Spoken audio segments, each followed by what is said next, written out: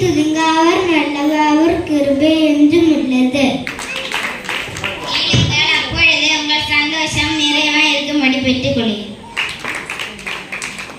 கண்ணானது சரீரத்தின் விளக்காய் இருக்கிறது. உன் கண் தெளிவானும் சரீரம் முழுவதும் வெளிச்சமாய் இருக்கும்.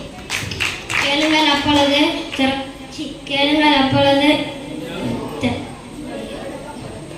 கொடுக்கப்படும். தட்டுங்களே அப்பொழுது கண்டடைவீர்கள். தட்டுங்களே.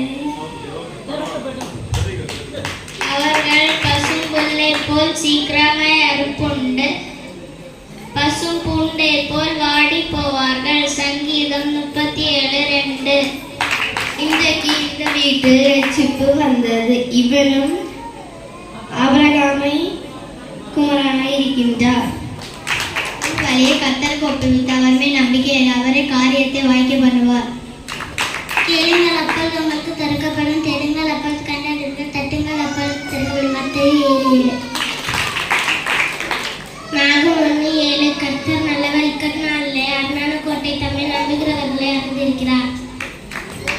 நாங்கள் ஆராதிக்கிற எங்கள் தேவன் எங்களை தப்புவிக்க வல்லவராய் இருக்கிறார். தானியேல் 3:17.